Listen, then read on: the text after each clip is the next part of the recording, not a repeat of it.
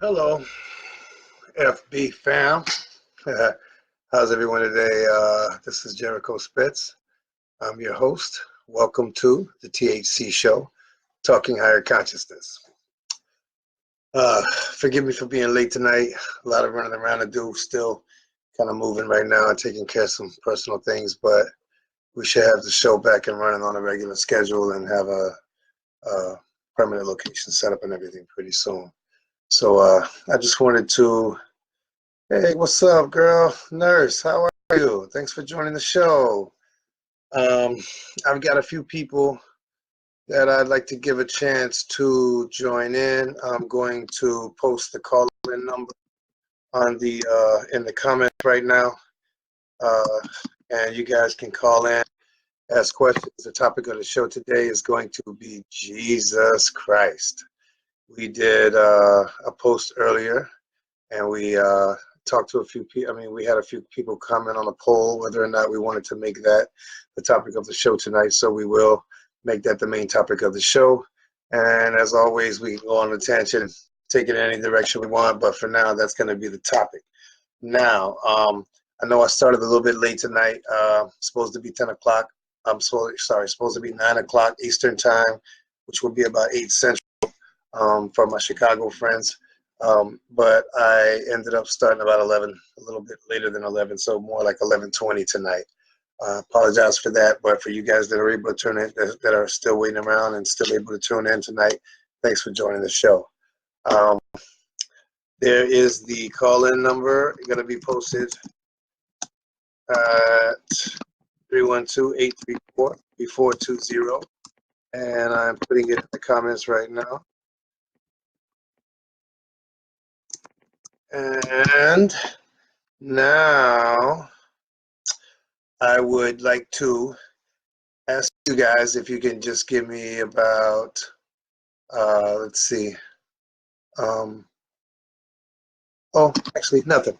So anyway, we had hey, what's up, Vinny? Thanks for joining the show, man. So we had a video that we posted earlier where we found a gentleman who was educating his audience on Jesus, and he had some things to say. Hey, how you doing, Michael Anthony Foster? I ain't seen you in a while. Good, thanks for joining the show, man. But anyway, this is going to be a pretty powerful show, it seems like, because there's a whole lot of opinion and a whole lot of emotional beliefs surrounding Jesus Christ, and whether or not he was real, whether or not he's God, whether or not he was able to manifest all the miracles that the Bible outlined that he did. And I think that this is a really interesting topic. I think that there's a lot to be discussed here. And I think that there are elements of this topic that are pertinent to higher consciousness, because this man was purported to be the highest consciousness, or one of the most highest consciousness human beings who ever lived. So I would definitely like to get you guys' thoughts on this first of all, and I'd like to maybe add my thoughts to this discussion with regard to all of the research that I've done on this topic personally, and also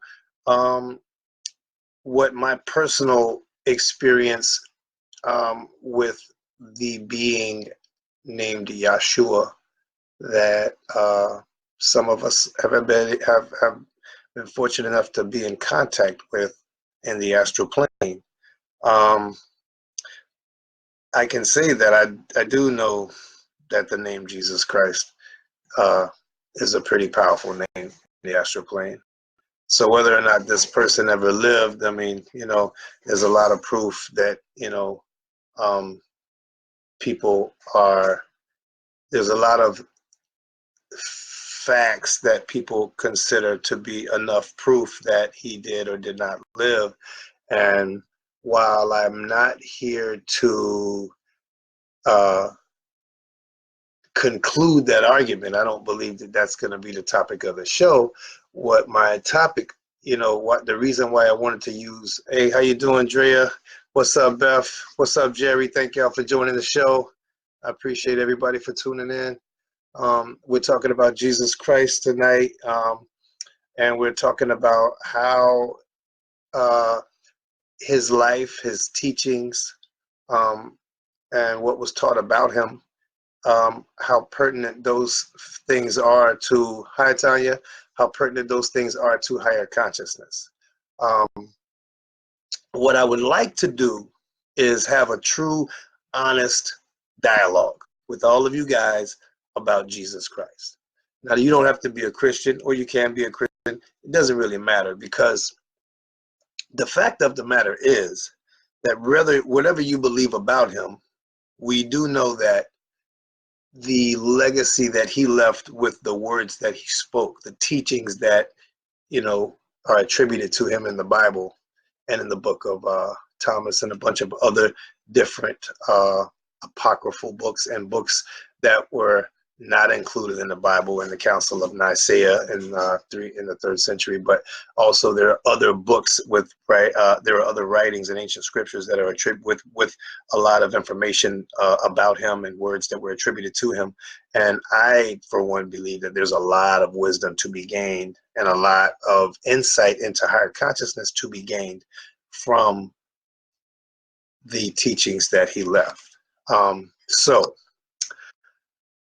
Okay, now, is there anybody, comment yes if you're watching and you listened to the video that I posted earlier with the gentleman talking about Jesus Christ. And when I put the poll and asked if you guys wanted that to be the topic of the show tonight, if anybody saw that, watched that whole video, can you please just put in the comment that you did or did not see it? Because that kind of is what I wanted the topic of the show to be about, what that gentleman was talking about. But it's looking like probably not, because I'm not seeing any comments. So I guess,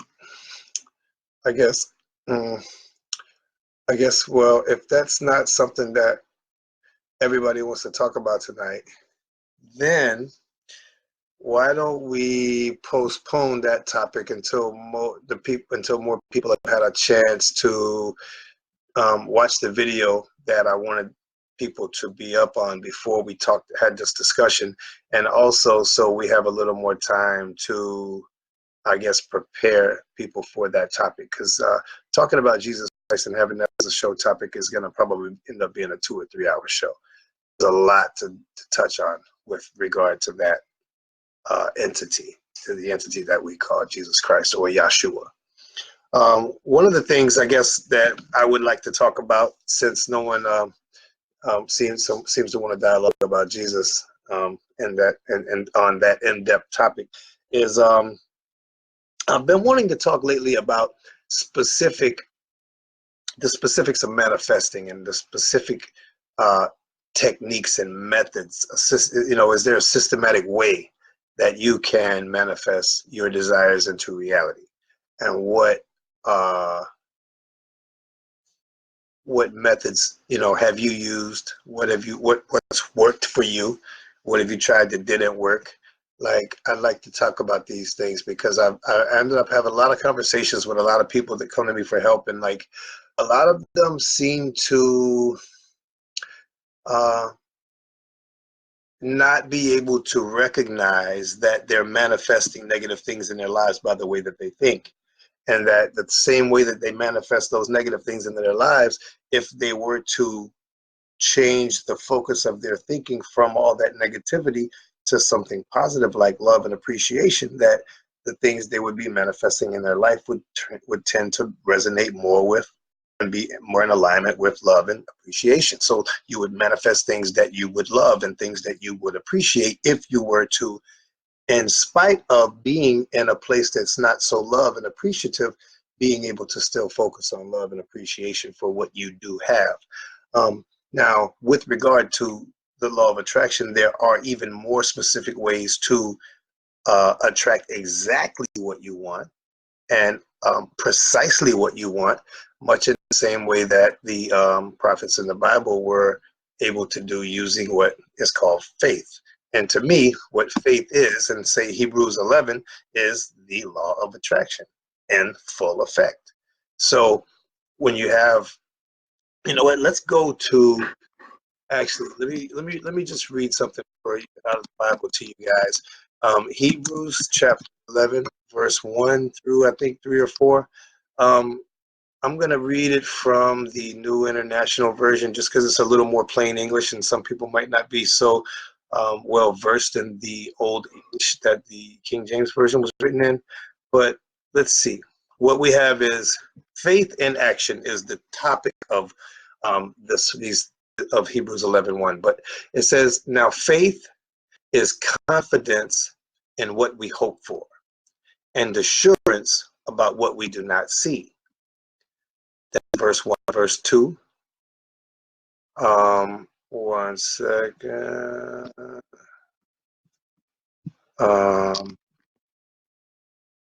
Okay, here we go. Assurance about what we do not see. This is what the ancients were commended for. By faith, we understand that the universe was formed at God's command, so that what is seen was not made out of what was visible. What was seen, what is seen, was not made out of what was visible. By faith, Abel brought God a better offering than Cain did. By faith, he was commended as righteous when God spoke well of his offerings. And by faith, Abel still speaks, even though he is dead. Now, faith is getting to be a pretty powerful word at this point. And he said, and by faith, Abel still speaks, even though he is dead. By faith, Enoch was taken from this life so that he did not experience death.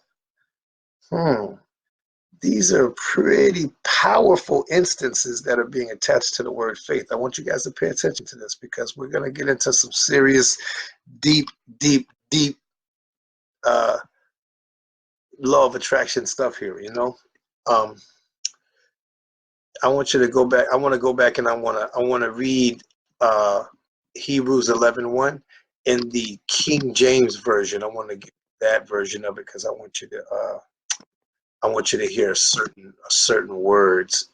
It says that now faith is the substance of things hoped for, the evidence of things not seen. Now this is the verse that I'm used to reciting it like this. Faith is the substance. Now think about this. The substance of things hoped for. Let's say you hope for something. You hope for, I don't know, a new car, a new house, a new job, a new boyfriend, a new girlfriend, whatever you hope for.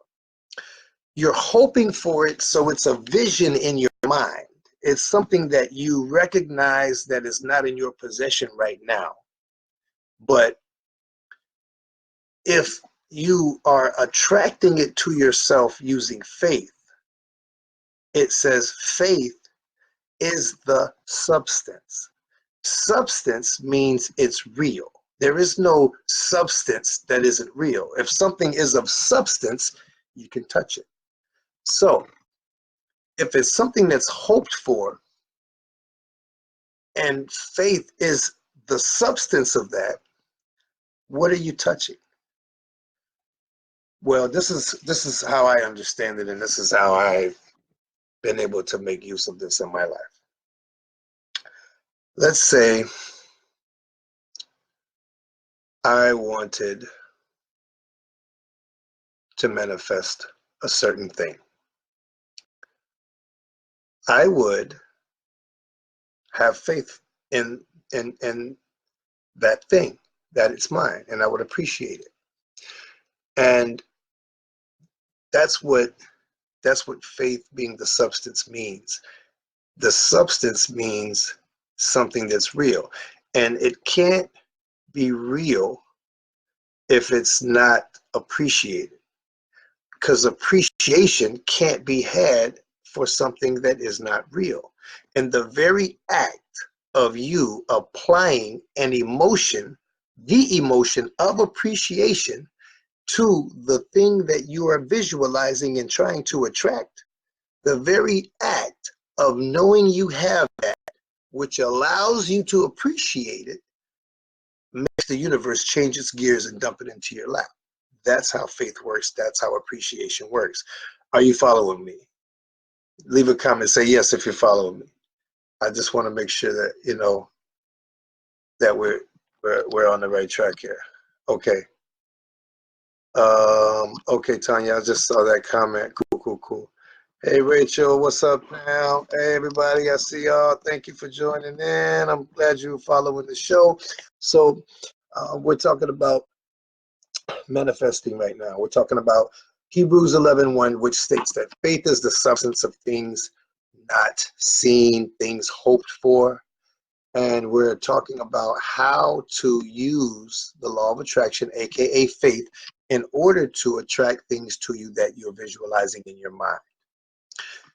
The one thing that kills faith is fear, the fear of not having something, having no confidence in possessing it. So if you don't have it in your mind that it's yours already, then it won't come to you. You can't get it like that. It's not how it works. You have to be so sure that this is yours. And the way that you do that is to feel it. This is the way I do it, rather. I think that the best way to be able to appreciate something in your mind is to close your eyes. It's best to be in a dark room where there's pitch black darkness so that there's no light to distract your thoughts or your thought process. If you're able to close your eyes and you're able to hold the thing that you desire in your mind, and then while you're holding this in your mind, I want you to touch it, smell it, hear it, taste it. I mean, use all of your physical senses to feel and to sense the object of your desire. And while you're feeling, touching, tasting, seeing, smelling this object of your desire, just appreciate what it would feel, what this feels like. What does it sound like? It sounds like that. Appreciate that sound. It tastes like that. Appreciate that taste. It feels like that. Appreciate that feeling. You have to appreciate it. And the degree to which you are able to hold that vision in your mind and muster appreciation for its existence, appreciation for you having it and possessing it, the degree that you're able to do that is directly proportionate to how fast and how precisely the universe will bring this to your life. I don't care if it's something as small as a parking space, to a Rolls Royce, to a record deal, to a new job, to a new husband or wife, to a new baby, even if you're barren. There's nothing that your mind cannot create through faith, using the law of attraction, aka faith. Because see, when you close your eyes and you're holding a vision in your mind, in your third eye, if you will, your brain, which is the catalyst for the universe delivering what you're holding in what you're creating and manifesting, rather. Your brain doesn't know the difference between what you see with your physical eyes and what you see with your third eye. There is no difference to the brain. So if you're able to, while you're in a room full of squalor, okay, close your eyes and make all that go away and see a palace around you, if you can appreciate that palace with no fear that it's not yours, the universe has to give it to you. That's the law. That's why it's called the law of attraction, because if you obey the law, it can't be broken. And this is how all of the prophets were able to create through faith, because they knew the law. They knew the secret to the law of attraction. and they knew how to sense it in their mind and then walk away from that feeling, that prayer of thought, of feeling their thought and appreciating it. They would walk away from that, living their life as if it happened already, because they knew it had to happen, because that is the law. Are you with me now? Are we feeling me here? Hey, TT Tanya, hey, TT Tanya, hey, Pam. Oh, Michael Anthony Foster, man, I'm glad that y'all feeling me here, man, because I'm really, really, really at a place in my life where I don't even have a need to use the law of attraction for anything specific, because I've used it enough to become so happy and perfectly happy where I'm at right now, that all I really want to do in life right now is help. All I really want to do in life right now is help other people. And I think that helping other people learn how to be happy is the best thing that I can do with my knowledge, experience, and time right now. And that's why I want to make sure that I get this show on a very regular basis, on a very regular weekly schedule. Every week at 9 o'clock, I want to have the phone lines open, and I want to get as many people involved in this dialogue and talking about this kind of thing as possible, because, you know, this world right now is just growing so rapidly, and consciousness, we're on an upward swing, you know, on that cycle. And there's a lot of misinformation out here. There's a lot of people out here that are misleading people, and like, I see so many different programs online of people charging people a ton of money for spiritual services and things like that, when a lot of that is really not even necessary, man. A lot of people just need to understand that everything that you think and do now that you consider bad programming that's led your life to be where it is now, if you're not happy, all of that you learned as a habit. And every habit can be replaced with another habit. And when you change the bad habits to good habits, which most people can do in about 17 to 30 days, you just do something different. You don't have to fight anything. You don't have to actually, it does not have to be that much of a struggle. All the struggle is in your mind. All of the struggle was fear. And when you overcome that fear with love and appreciation, that's when the magic happens. That's when the stuff that Jesus talked about can happen in your life. That's when the faith of Moses and the faith of Abraham and the faith of all these patriarchs and prophets, the faith that allowed them to break barriers and make the laws of the physical universe bend to their will, that's when these kind of things happen. So I'm just trying my best to educate people on that concept, and to help people learn various ways to implement the law of attraction into their daily lives in a way that will bring about the kind of life that they want to live. And that's just for most of us, that's just a life of being happy and finding a way to be happy and healthy and whole, serving others, because that's where happiness comes in at, when you're able to be love. And when you can be love, others are being served by you, because that's what love is, service. Now, you take somebody like me who spent a great deal of his life, you know, living a hedonistic lifestyle. I always made plenty of money, and I spent it on a party, you know, popping bottles and just all that kind of, you know, fun craziness, you know. But in my opinion, a lot of that was ego and taken, you know, even though I was helping a lot of people throughout my life, you know, counseling people and always kind of like helping people move towards higher consciousnesses. I was doing that myself. I still felt like I was a little more ego than I wanted to be, and it took me a while to overcome that. But when I finally did, I had no desire but to really help other people. And so it was really a few more years of me living a lifestyle that I had just developed a habit of living. But it wasn't really who I was. It wasn't really what I wanted to be doing with my life. And, you know, I'm really, really happy to be where I'm at right now. I'm really happy to be at a place where I don't need anything. I don't have any desire for anything other than to help other people and to find ways to use my talents, my background, my skills, my education, and my strength, my love, my determination, my courage to help you guys, and to help you guys help other people. Like, how can we all help each other all grow?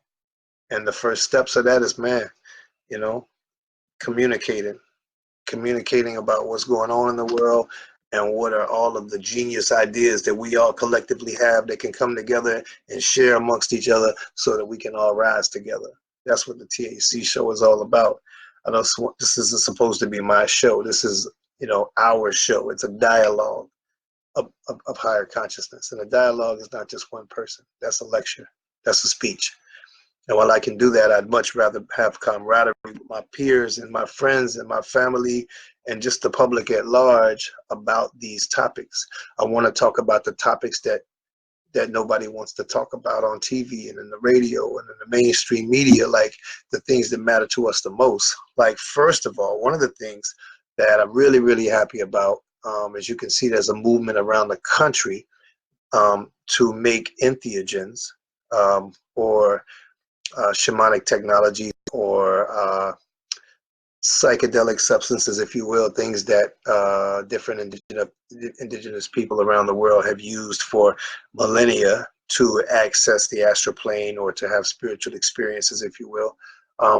There's a movement around the United States at this time to legalize or at least decriminalize these substances that should never have been criminalized in the first place, because basically it was Christianity moving in with the Inquisition and eradicating the spirituality of all of the different indigenous cultures all around the planet.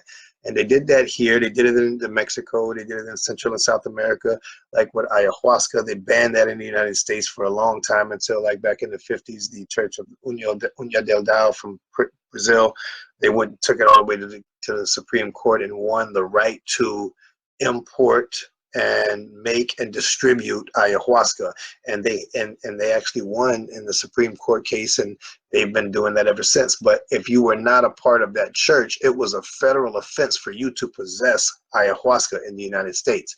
That should not have ever been, because you're talking about the oldest known shamanic technology pretty much on the planet, because it's pretty much documented that there's archaeological evidence that in 47,000 BC, the recipe for ayahuasca was known. That's 50,000 years ago. 50,000 years, humanity has been using this recipe for accessing the astral plane, for having connection with the goddess of the earth, Lady Ayahuasca. And after all of this time, a 400-year-old government, a baby government, a really, really, really young country, decides that in its infinite wisdom, this recipe should be banned at the threat of imprisonment. Come on, man. It's just ludicrous. But it's very, very, it's a very happy thing.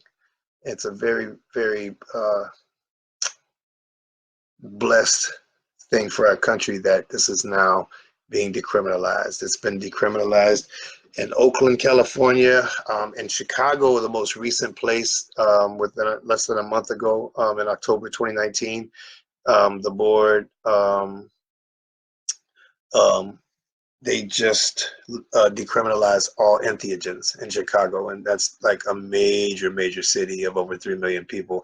So I'm really, really happy to hear that happened, and I'm really, really glad to know that shamans in Chicago can now operate with impunity, resurrecting people from the dead, and basically taking people who are, just lost and have been programmed by a system and a culture of negativity, and being able to show them the light and helping them to reprogram their consciousnesses, and helping people to get off of drugs, helping people to overcome addictions, not just drug addictions, but the addictions to violence and the addictions to all of the negativity that popular American culture has to instill into the mind of a child, or even adults. I mean, it's really kind of sad, but it's nice to see that now that the only weapons that are really able to fight this kind of negative programming are now going to be legally at our disposal.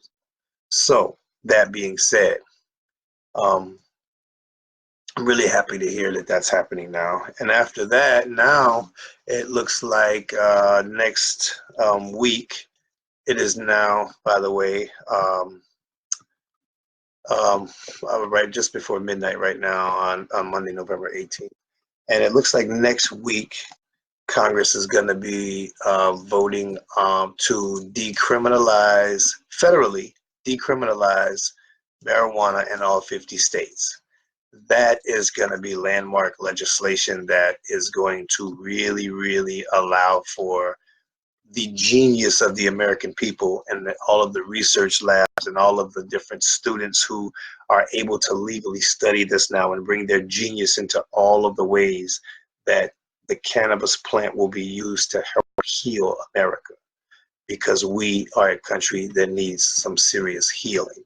And I don't just mean physically, I mean we need mental healing, and we need it fast, because we've been going down a very dark spiral with regard to Hollywood and its effect on our consciousness. The amount of violence and the amount of low vibrational sexual values, the amount of idiocy and the amount of ignorance that has just permeated our media, our news.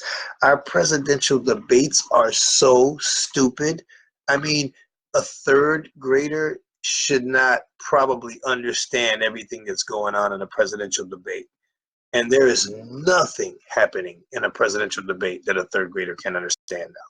We've dumbed down our politics and dumbed down our TV in this country to an extent that people around the world are laughing at us on a daily basis. People think that the American public is the stupidest country on the planet, is the least educated country on the planet.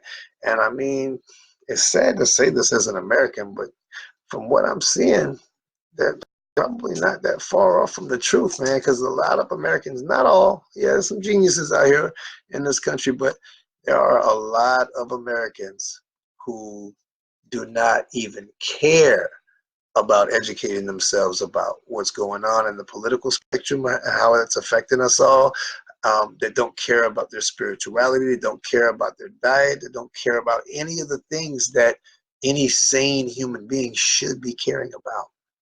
All they care about, not everyone, but a lot of Americans only care about, things that don't even matter, like sports, like reality shows, like different things on TV, like, who's got the next chicken sandwich coming out? What's the next restaurant we got to go bombard and wait outside and bring tents and form lines until the next morning? Like, I mean, literally our country is turning into the most ignorant place on the planet that you can live and waste and take everything for granted. We don't recycle. We don't do anything that conscious and intelligent countries around the world, developed nations around the world are doing. Like if most Americans were to go to the city of, like, say, Berlin, and see how progressive people are there and how proactive people are there with regard to their environment, with regard to recycling, with regard to eating healthy food. They don't even allow GMOs in that country. You can't even get a bottle of Roundup in that country. There are places around this planet, man, that just make us look really, really bad with regard to their intelligence and the way that they take care of their bodies and the way that they take care of their minds and the way that they take care of their local ecology and the local ecosystems and their plant life and their animals. Like, and we don't do that. We fight dogs, and we like give alligators beer. I mean, there's a guy just went to prison for that. He got 5 years for giving an alligator some beer.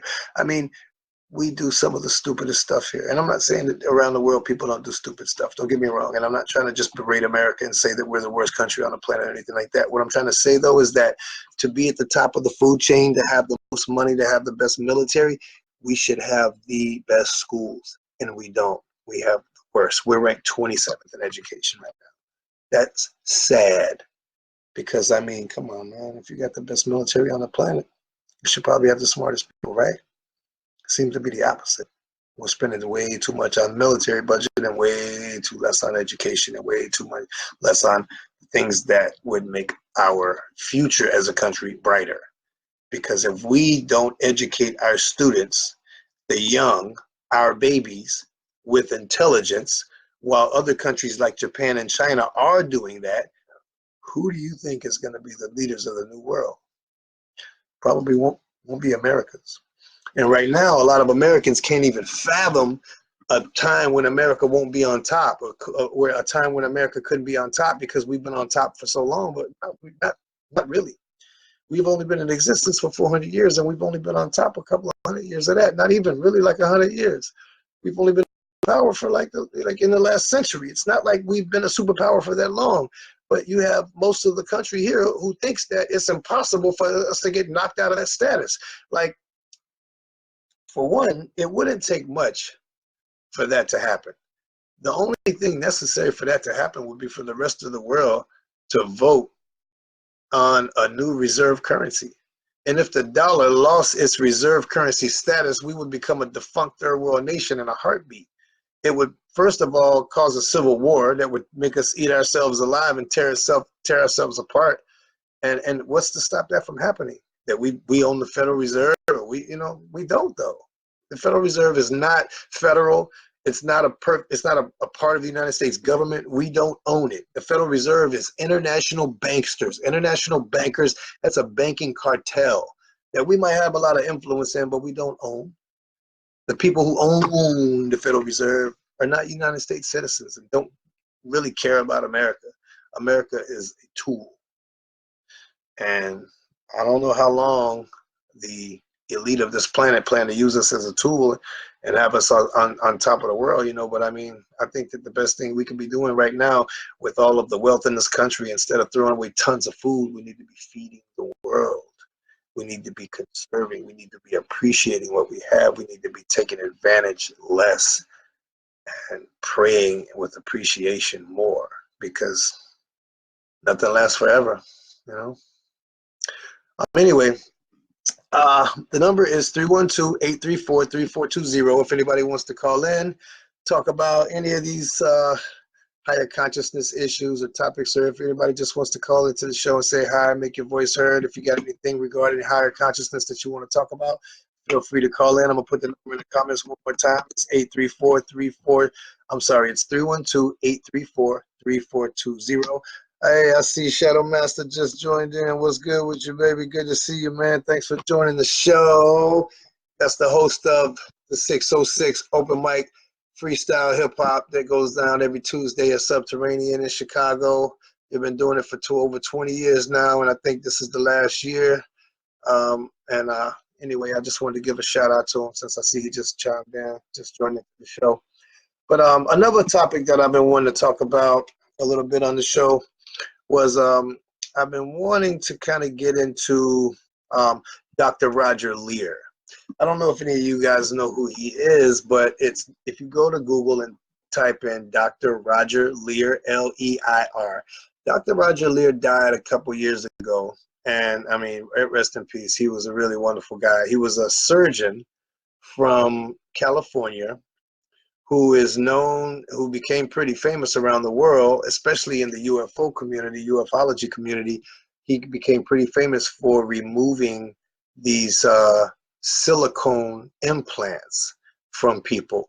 And when I tell you about these silicone implants that he was removing, I mean, it's pretty mind-blowing stuff. And it's kind of scary to a lot of people because, you'd have to really go to, his website used to be, or it might still be, alienscalpel.com. And if you go to this guy's site, it'll still be there. You might be able to see the videos that he did. He actually showed live videos of him doing these, removing these silicone chips and doing the surgeries. But if you can't find it at that website, you can definitely find the videos around the internet on YouTube and stuff like that. But he was at UFO conferences, and he was outlining how he removed these things and exactly what all the information about these things that he had. Now, let me start with this. The silicone that these devices were made out of, they're really tiny triangle devices, about like maybe a half a centimeter in diameter, a half a centimeter long triangle. And they were made out of a silicone that has an isotope ratio that is not of this world. According to the best knowledge that he had at the time he was describing these things, that you had to get heat as hot as the sun in order to be able to create silicone of this isotope ratio.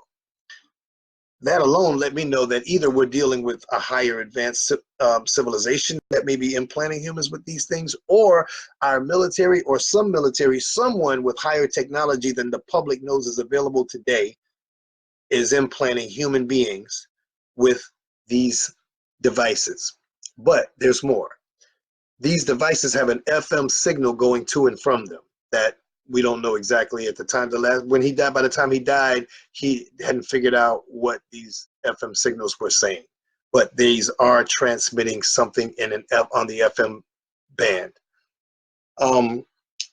Not only that, the strangest thing to me about it, and the thing about it that was the weirdest, that weirded me out the most, was that these chips that were embedded inside of human beings, in their bone and in their, a lot of it was in like their feet or chin, different places around the body. But the thing is that the common thread about most of the people that he removed some of these chips from was that they had all had UFO abduction experiences. Hey, what's up, Angel? Good to see you, Rome One.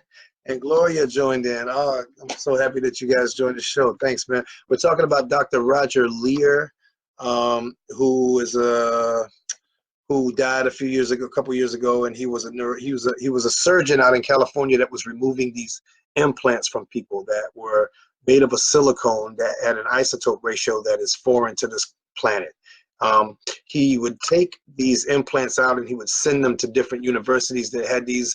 I can't think of the exact name of the device that they use to tell you the exact chemical or atomic makeup of a device, a spectral something-ometer. I can't remember the name of it, but when analyzing this, he wouldn't tell them where he got it from.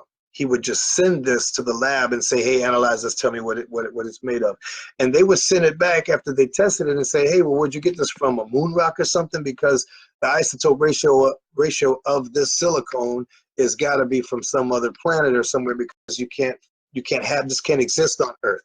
So either that's from somewhere else, or it's from some military or some research lab or whatever that has a technology that the public here doesn't know exists, because it's higher technology than we have today. There's an FM signal coming to and from these devices, and out of all the people that he removed them from, they had all had UFO or alien abduction experiences, or memories or dreams about this kind of thing. And then they'd wake up and they'd be like 6 hours gone and they don't know what happened. So what he would do is he would bring them in the lab, x-ray them, and then he'd see these chips somewhere in them, and then he would go to remove it. Now let's talk about the removal of these devices. And this is the weird part that made me really start looking into this. So if you were to take a BB, just a little piece of metal, and you were to like stick that into your skin somehow, if a BB was to get shot into your skin and it went into the meat of your hand, say for example, your body would start to build a membrane around that metal. If you didn't like take it right out, if it got, the wound healed and it was inside your body would build a membrane around that to protect your body from that foreign object. The problem with this situation is that there is no membrane built around these objects. Your body is not rejecting these objects. And as a matter of fact, not only is it not rejecting them, these items seem to have nerve endings attached to your nervous system and to the device. And so when he went to try to remove these devices, people would start reacting violently. Patients who were under anesthesia and unconscious would begin to flail and go crazy as they tried to remove the device from inside people's bodies. Now, another really, really weird thing was that these things would be inside, say, someone's hand, the bone in someone's hand, for example, and there would be no scar tissue whatsoever. So how these devices got into someone's body in the first place is the biggest mystery. There is no scarring tissue anywhere. Not only is there any scarring tissue nowhere, but the body is not rejecting this foreign object as it would anything else. So the technology that is being used to get these implants into people is some technology that's beyond what the public of the planet knows about today, because no one else knows how to do that. Now, if anyone wants to look into this topic further, I would suggest you go to Google or whatever search engine you prefer and type in quotation marks so you get the exact phrase, Dr. Roger Leir, L-E-I-R. He died a couple years ago. He was a surgeon from California, and this guy has a ton of videos online where he's at UFO talk conferences and in videos where he's actually removing these things live on video. He filmed his actual he filmed his operations where he's removing these implants from people. This is really, really serious stuff here. So what I'm saying is that I think, and what this might have to do with talking higher consciousness and why I'm bringing it up on the show is because I think that according to what Dr. Roger Leir thought, he believed that there's somewhere between 1 and 3 million Americans that probably have these implants in them. So I'm saying that to say that if you think that you've had any kind of time missing out of any of your days where you're like, you wake up and you're at the mall and you don't know how you got there and you don't remember the last 8 hours. I've heard a few of my friends, a few people talk about something like this happening. I mean, it wouldn't hurt to go get an x-ray.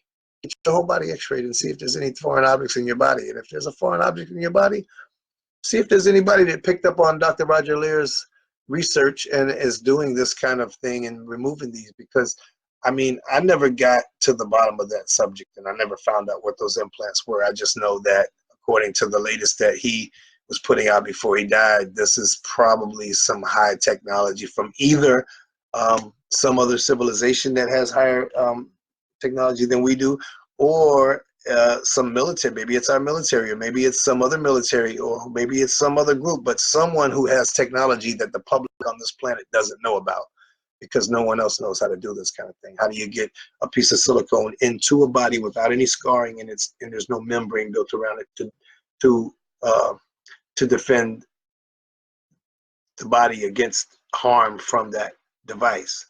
Instead, your body is your nervous system is connected to the device, and the device is submitting it and receiving it and an FM signal. To me, that's just crazy. And I don't know how many of you guys knew about that, but I just wanted to bring it to the attention because it's something that I want to learn more about. And I don't know if anybody else heard anything about this or been following up on it or studied about it or anything like that, or know anybody who's been involved in this at all. But if you do, please call into the show and give your account, because I want to know more about this, and I feel like the world needs to know more about this, and that's why I brought it up. So enough about that. Check out Dr. Roger Leir if you want to know more about the situation. That's all I really know on the subject, but it's definitely an interesting topic to get into. Another thing that I'd like to talk about that I brought up before, and I kind of want to get a little more into, is the fact that water carries memory. And water is going to be, it seems, the new cloud, the new way that computers, AI technology, etc., are going to be storing data. That, excuse me, that is a very interesting topic for one. And not only is it a very interesting topic, but it's something that we all need to learn more about, because if your body is water, and all water holds memory, then there may be a lot more information that you could be learning about your own self, your own body, your spirit, your DNA, your family, your history, your karma. There's a lot that you could be learning from the water that makes up who you are if you're 80% water, and water holds memory. So, hey, what up, Lucky? Naftali, good to see you, man. Thanks for joining the show. I'm glad you could come through. Gloria, I just saw your comment, electromagnetic spectrometer. That's what it's called. I knew it was something spectrometer. I just couldn't remember exactly, but thanks for updating us on that. But that is the electromagnetic spectrometer, is the device that the universities have been using to analyze the implant chips that Dr. Roger Leir was extracting from people who have claimed to be abducted by UFOs. And I mean, I don't know how much you take testimony and evidence into account before you push things off, but I think that listening to what Dr. Roger Lear has to say is not a bad idea if you're interested in this topic, because the guy was not some, you know, he was not some crackpot scientist or crackpot doctor. He was a legitimate, very well respected doctor. This guy is, you know, he was very, very thorough in his research and his experiments, and then everything that he did was very, very well documented on the books. He knew what he was doing. He was one of the tops of his field. Very well respected guy. And I mean, if you, what up, Jamie? Jamie, good to see you, man. Thanks for joining the show. But I definitely suggest you guys check him out. Google Dr. Roger Lear, or even maybe go to his website, alienscalpel.com, and see what he's got to say. I think you guys would be very interested in what he's talking about. That was my first thought, is always that, you know, when someone who's doing something that goes against the grain, or someone who's doing something that's exposing anything that a government might be doing, anything like that, and then they end up dying, especially if they die young. My first thought is usually that they get murdered. But you know what? I mean, he was a little older guy. He was probably pushing 60, if not a little older than that. I'm not sure exactly how old he was when he died, but I mean, he could have died of natural causes, but I'm not 100% sure on that. I haven't heard anybody, any whistleblowers or anything like that, come out and say that he was murdered. But, you know, people can cover stuff up really, really good these days, and our media has been bought and paid for a long time ago. So I really don't know about that, but it's actually a really good question to ask. You know, I would like to know more about it, and that's why I'm bringing this topic up on the show, because I want to make people aware of Dr. Roger Lear and his work. And if anybody, you know, is able to do any research that brings to light anything that we haven't mentioned on the show, please feel free to bring it to the light. Post it in our group, THC Talking Higher Consciousness on Facebook. Post it in the group. Call in on the next show or leave a comment on the next show and just let us know about it. I mean, that's what this is about. This group, this dialogue is for all of us. This isn't my, you know, talk. Is it not supposed to be just a speech with me talking for an hour or two? It's supposed to be all of us, you know, having a discussion, a dialogue about what's going on in the world and how we can all achieve higher consciousness together by helping each other out with the best information out here, the best methods, the best new teachers, the best new information. I mean, the best new methodologies. All grow and become better. How can we all raise our consciousness? That's what the show is all about. So I appreciate any and all help that any of you assist us with in that process. Another thing that I wanted to talk about, well, we were talking about water being what 80% of our bodies are made of and how that holds memory. And so there's a doctor, there's a scientist in Japan. I don't know, most of you probably have heard about him by now. He was doing these experiments to prove we're not this is absolute empirical evidence, repeatable studies. This is real, actual, factual science now. This guy did a lot of photographs of frozen water after he had used consciousness to alter the water with love and with hate.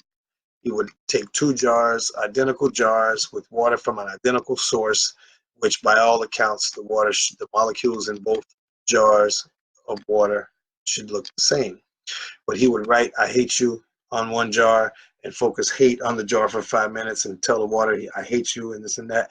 And then on the other jar, he would do the same thing, but the opposite. He would write, "I love you," on the jar, and then he would like focus on love and appreciation and joy and say beautiful things to the jar of water. And he would do that for 5 minutes. And then he would freeze the jars and he would take pictures of the molecules of the water. He would put this water under a microscope and take pictures of what the molecules look like. And the ones that were love were all beautiful and perfectly symmetrical. And the ones that he said, "I hate you" to, it was really jagged and ragged and ugly looking.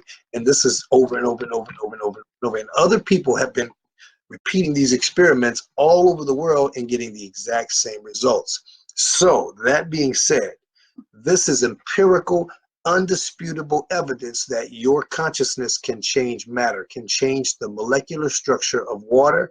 And that's just water. We don't know about other elements and other different substances. But if it can change water, if your thoughts can change water by just saying I love you to it or I hate you to it, what would happen to your body if you said I hate you to it or I love you to it if your body is 80% water?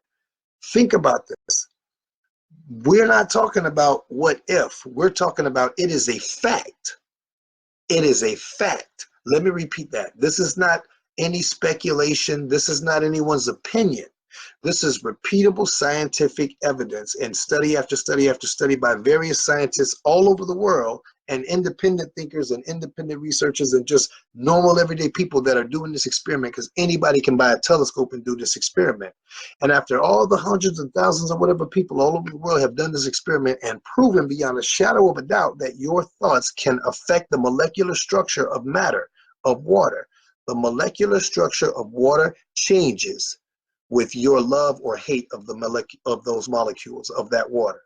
This is fact. So now, if that's a fact, what happens to your body when you tell your body, I love you, body? Or when you tell your body, I hate you, body? When you direct negative energy at yourself in the mirror, when you direct negative energy looking down at your body or directing negative energy at any body part, oh, I hate my stubby fingers, or oh, I hate my legs, or oh, I hate my hands, or oh, I hate my boobs, or oh, I hate my butt, oh, I hate my hair, or if you say, oh, I love my face, or I love my nose, or I love my shoulders, or I love my whatever, what effects what goes into effect with your body when you give these kind of emotional thoughts to your body? This is I want to make this the topic of an entire show. We can do a whole show on this because I think there's a lot to be said about this, and I really, really want to know more about this myself. Hey, Armando, thanks for joining the show, man. Good to see you, man. Good to see you too, Jamie, man. I'm glad y'all chimed in, man. But I really want to know this, man, because I know that the law of attraction is your ability, allows you to use your mind to change what's happening in this universe. And the universe will change and bend and give you whatever you want if you know how to use the law of attraction correctly. So when you use the law of attraction with regard to your body, when you say I love you to your body, what happens to your body? What happens to the molecules of water in your body when you tell it you love it? I want you to start experimenting with that and stop saying things to your body like, or to your mind or to you in general that, oh, I hate when I do that, or I hate myself, or I hate my feet, or I hate this. That hurts you. And I'm not saying this is an opinion. It's a fact. 100% scientifically proven in experiments all around the world that your thoughts affect water and the molecular structure of it changes based on whether you love it or hate it. So start loving your body, regardless of what it looks like, regardless of what it feels like. Love it, and you'll make it better. According to the science that we're seeing today, what I'm saying right now is a fact. And I would love, love, love to have a dialogue with as many of you as possible about this. I'd love to know what you guys think about this. Have any of you experimented with any of this? I know a good friend of mine, Monique, has. I know that she talks to her body a lot and tells her body, everybody, part of it. I love you. She's been we've been dialoguing about that a little bit. And I really want to know what you guys think about that and what you guys end up having as results if you start to do this. But look into the Japanese, I think, doctor, scientist who was, just go to Google or YouTube and type in consciousness changes water and watch what you come across. There's videos after videos after videos where people are doing these experiments. And I mean, if you have a microscope, please do this experiment yourself, video it. I'll post it up in the group. You can have a watch party. I would love to know that. I would love for more of us to know that this is real, because the more people that know that your mind can change the molecular structure of your body, the more of us are going to be using our mind to heal ourselves. You want to know how placebo works? Most doctors know that 85% of healing that takes place, even with modern medicine, is placebo. 85% of what goes on as far as healing on this planet is placebo. Let me say that one more time. Placebo means your mind healed you because you thought you were taking medicine, but you weren't. You were taking, say, a sugar pill or a salt pill or no pill, but you thought you could be healed. And the hope that you could be healed you. That's what placebo is. And doctors know that 85% of the healing on this planet that goes on is placebo. So that means to me that 85% of the healing that goes on is because your mind knew you would be healed. So what about this are we missing here? Your mind can heal your body. Your mind can heal your body. So there's no reason for you to be sick. If you are sick, then it's because you forgot that your mind can heal your body. So why don't we all do a little bit of research about this for the next week or so? And next Monday, we're going to I'll be actually broadcasting from Chicago. Let's do another THC show next Monday. And that entire show on Monday, the 26th of November, which is, oh snap, that's my mom's birthday. Oh, I might not be able to do the show until like midnight that night.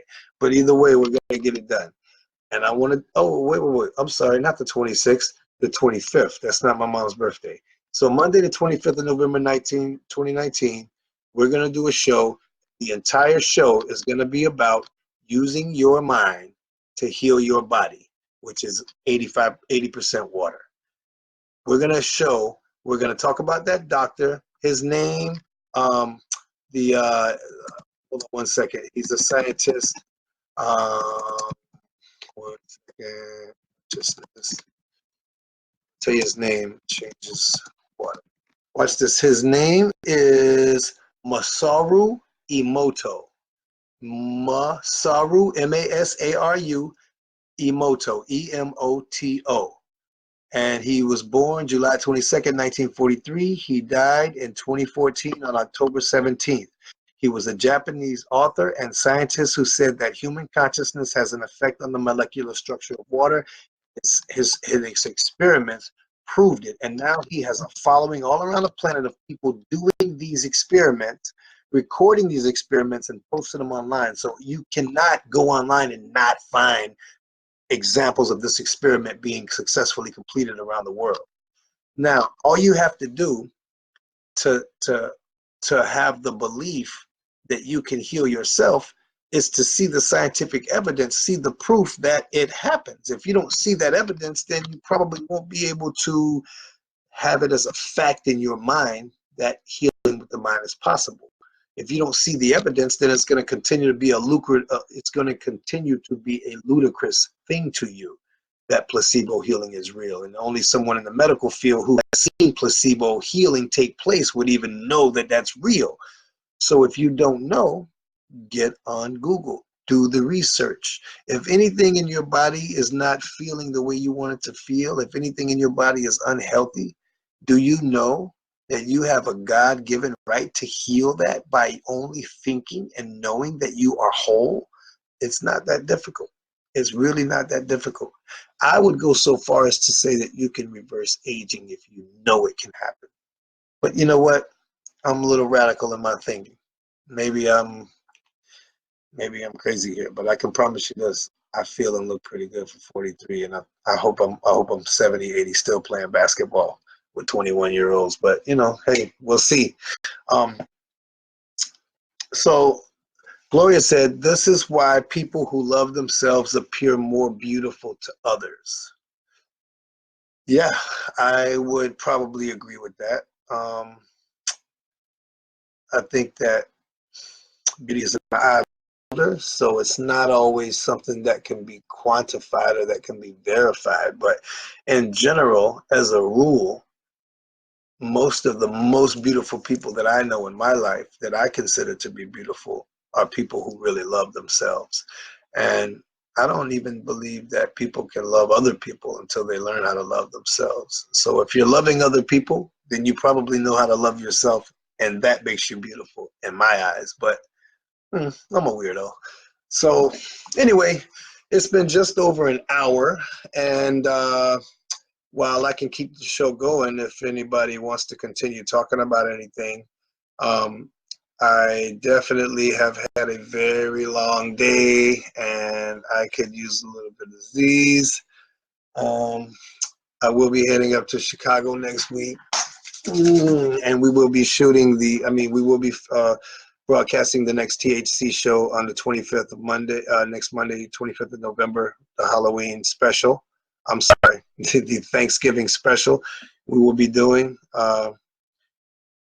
broadcasting from Chicago, and I might have a guest on the show, a surprise guest that I think some of you guys might be wild about if he decides to be on the show. His story is phenomenal, and you're not going to believe it, but it's pretty awesome. And you talk about a use of the law of attraction saving someone's life. This is amazing, and I hope that he comes on the show.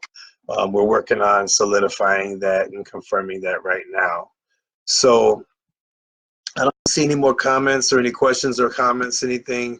So I think I'm going to just go ahead and wrap the show on up.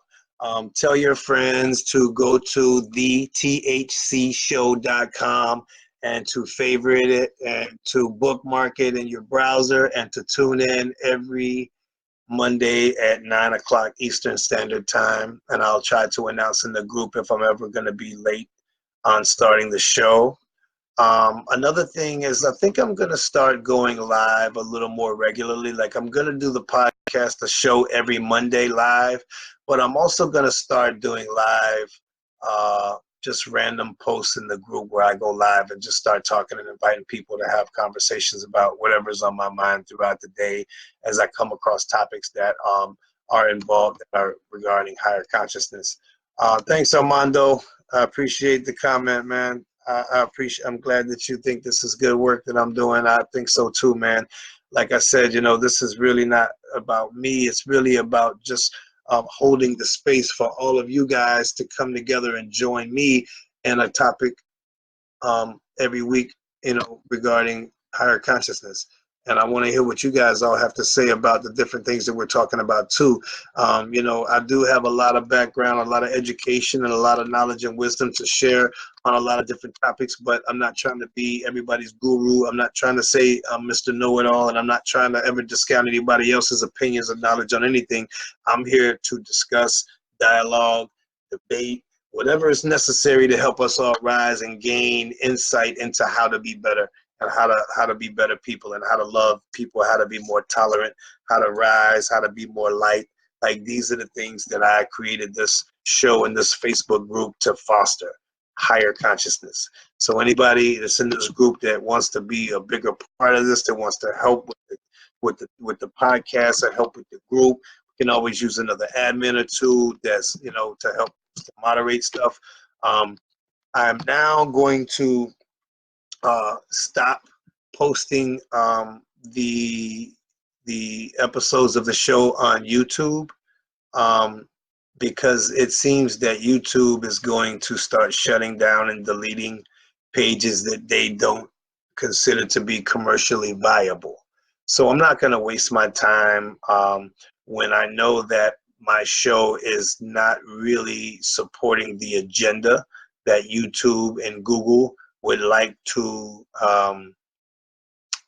support, which is more of a globalist, dumbed down kind of media kind of thing. If I put some stupid shit together, they don't have any idea. They don't have any problem, supporting that and monetizing that channel.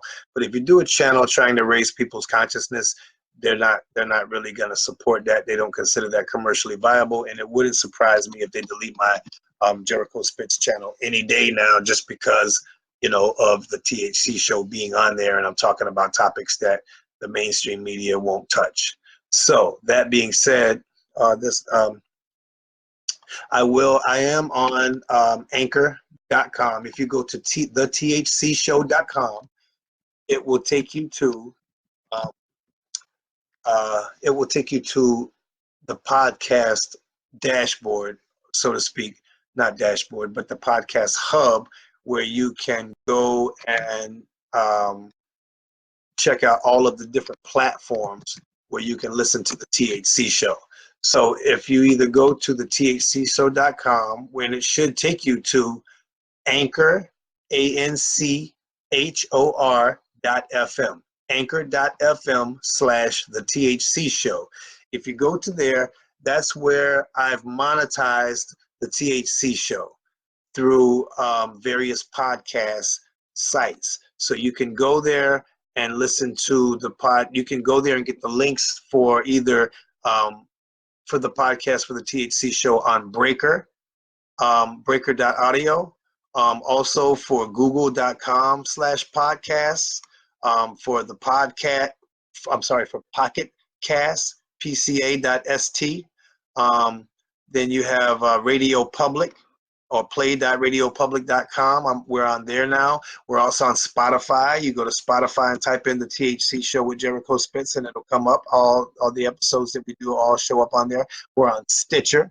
You can get on Stitcher.com and check out the THC Show on there.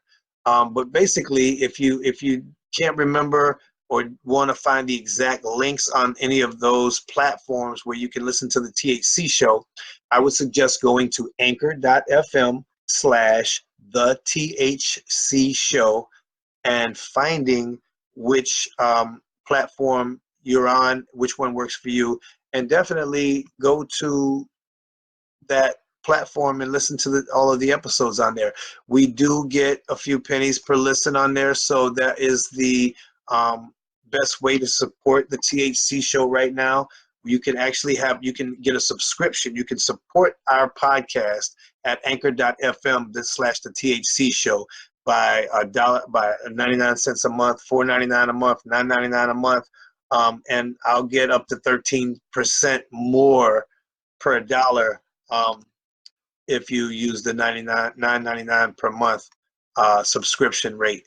But you have to subscribe. This is for people that want to contribute a monthly amount to just basically support this podcast. Your donation helps sustain future episodes. It helps me to keep the show on the air. It helps me to keep you guys informed. It helps me to do a lot with the show. So that being said, support the show. Go to anchor.fm/the THC Show, or just go to the thcshow.com and it should take you there.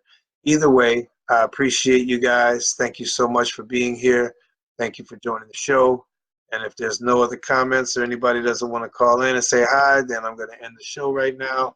I hope to see you guys next Tuesday on Monday the 25th at 9 o'clock Eastern Standard Time.